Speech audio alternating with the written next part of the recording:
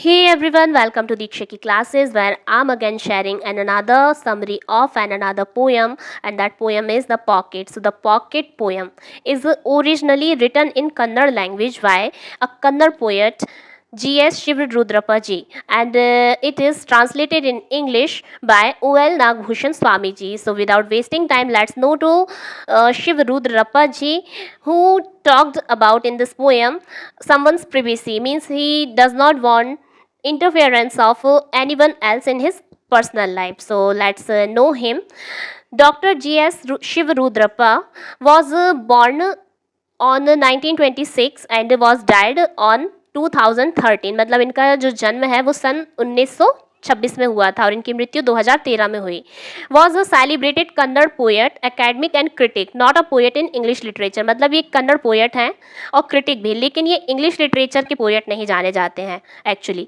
अच्छा, honoured as the Rashtra Kavi national poet by the Karnataka government. His primary contribution were in Kannada. मतलब इनका जो सबसे पहला जो काम रहा है, मतलब कॉन्ट्रीब्यूशन रहा है, वो कन्नड़ लैंग्वेज में ही रहा है, मतलब कन्नड़ में ही रहा है. और ये इनको जो है कर्नाटक गवर्नमेंट के द्वारा सम्मानित भी किया गया है राष्ट्रकवि के नाम से, नेशनल पोएट के नाम से इन कन्नड़. अच्छा, however his work has been translated and his critical writing heavily utilize western literary theory. मतलब इनके जो वर्क्स हैं उनको ट्रांसलेट करके क्या किया गया है, हमारे वर्क्स में ऐड किया गया है. और साथ ही साथ इनका जो मतलब जो भी मतलब हैवीली जो वर्क्स हैं मोस्टली उनको क्रिटिकल थेरीज में ऐड किया गया है. Now let's see themes of this poem.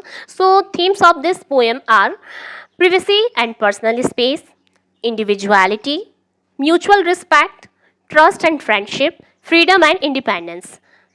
Also, let's know central idea of this poem. So basically the poem teaches the value of privacy, individuality and mutual respect. कि मतलब यह poem हमें क्या सिखाती है, ये हमें प्रिवेसी के बारे में, इंडिविजुअलिटी के बारे में और म्यूचुअल रिस्पेक्ट के बारे में बताती है. The poet believes that every person has a private world that should not be invaded bye others. मतलब जिसमें किसी की दखल अंदाजी नहीं होनी चाहिए. उनका मानना यह है कि सबकी अपनी एक पर्सनल लाइफ होती है जिसमें हर किसी का इंटरफेरेंस नहीं होना चाहिए. True friendship is based on trust and understanding, not on interference in someone else personal matters. मतलब वो कहते हैं कि जो फ्रेंडशिप है ना, ट्रू फ्रेंडशिप है, वो ट्रस्ट पर मतलब टिकी होती है ना, और अंडरस्टैंडिंग पर, ना कि मतलब उनके इंटरफेरेंस से. वो चाहते हैं कि सबके अपने अपने पर्सनल क्या होते हैं, मैटर्स होते हैं, सबकी अपनी अपनी परेशानियां होती हैं, प्रॉब्लम्स होती हैं, लेकिन उसमें हर किसी का दखल अंदाजी करना सही नहीं होता है.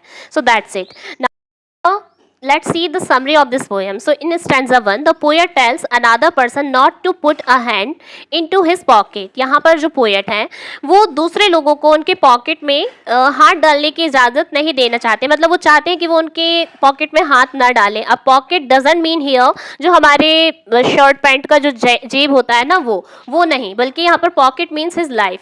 सो he says that the pocket belongs to him alone. कि मतलब जो उनकी लाइफ जो है, यानी कि जो पॉकेट है वो उनको बिलोंग करता है, उनका खुद का अकेले का पर्सनल लाइफ है. And nobody else has the right to interfere with it. और हर किसी को राइट नहीं है उनके मतलब लाइफ में इंटरफेयर करने का.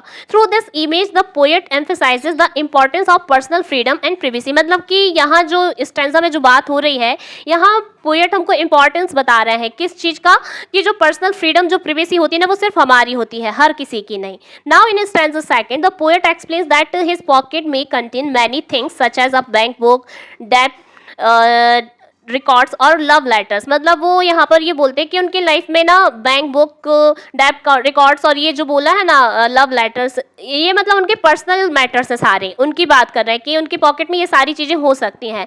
These items represent different aspects of his personal life. और ये जो है ना, कहीं जैसे डेट कार्ड और ये बैंक बुक और ये लव लेटर्स, ये सब उनका पर्सनल मैटर है, मतलब उनके पर्सनल प्रॉब्लम्स हैं. कहीं ना कहीं अलग अलग प्रॉब्लम्स को ये यहाँ पर रिप्रेजेंट कर रहे हैं. और वरीज, मेमोरीज एंड इमोशंस, ये क्या हो सकते हैं, उनकी वरीज, मेमोरीज और इमोशंस हो सकते हैं जिनमें वो किसी का इंटरफेयर नहीं चाहते हैं. He believes that these matters are his own concern and do not need to be examined by others. मतलब ये उनके खुद के मैटर्स है जिसको मतलब दूसरों के द्वारा सॉल्व नहीं किया जा सकता, वो खुद ही इसको एग्जामिन कर सकते हैं. Now in stanza second the poet says that no one can solve his troubles by looking into his pocket. कि मतलब उनकी प्रॉब्लम्स जो है हर कोई सॉल्व नहीं कर सकता, जिनमें वो क्या कर रहे हैं, ट्रबल कर रहे हैं, है ना, जिनसे वो वो क्या कर रहे हैं, सफ़र कर रहे हैं।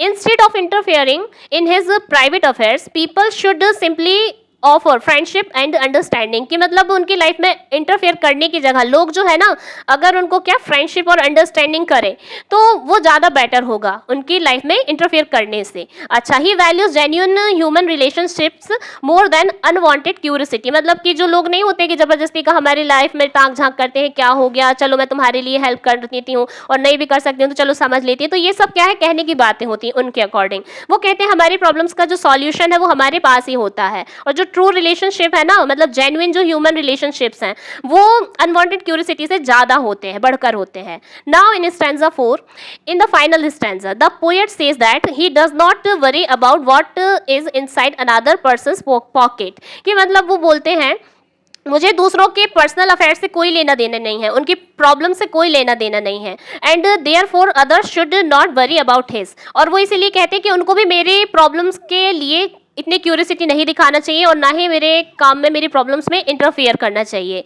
ही wishes that the sky between people should remain clear of cloud symbolising trust, respect, honesty and harmony, मतलब वो जो है यहाँ पर विश करते हैं कि जो मतलब लोग जो है, लोगों के बीच में जो है ना, क्लियर ऑफ क्लाउड्स, मतलब कि लोगों के बीच में जो अंडरस्टैंडिंग है वो कैसी होनी चाहिए, एकदम सिंपल, साधारण और एकदम क्लियर होनी चाहिए, क्लीन होनी चाहिए, मतलब ज़बरदस्ती का इंटरफियरेंस नहीं होना चाहिए। Symbolising trust means no interference, है ना, और ज़बरदस्ती का जो किसी की लाइफ में सॉल्यूशन लाना, फलाना ठिकाना, ये सब नहीं होना चाहिए। रिस्पेक्ट, ऑनेस्टी और हार्मनी, मतलब वो ये सारी चीज़ों की बात करें कि ये लोगों के बीच में होनी चाहिए। Mutual respect is enough to maintain good relationship, मतलब अगर आप उनको रिस्पेक्ट करो वो आपको रिस्पेक्ट करें, आप भी उनकी लाइफ में इंटरफेयर ना करो वो ना आपकी लाइफ में, तो ये सबसे अच्छा फ्रेंडशिप उनके अकॉर्डिंग है। So main idea of this poem is the pocket is not merely a cloth pouch, यहाँ पर उनके अकॉर्डिंग जो पॉकेट है, it doesn't mean cloth pouch, मतलब कहना चाहिए जेब नहीं है, है ना, किसी शर्ट पैंट का, जैसा कि मैंने स्टार्टिंग में कहा था। It is connected with the poets personal life and memories, ये पोएट की पर्सनल लाइफ के बारे में है और उनकी मेमोरीज के बारे में, मतलब जो पॉकेट है it is representing personal life and memories of the poem. So I think you have got the main idea and message of the poem. So मिलते हैं in another video with another summary of an another poem और a story. सो बने रहिए with दीक्षा की classes और देखते रहिए मेरी सारी old videos, and don't forget to subscribe my channel and share videos in your friend circle. Also you may comment on the comment section which summary you want to study or understand or explanation. So thank you so much.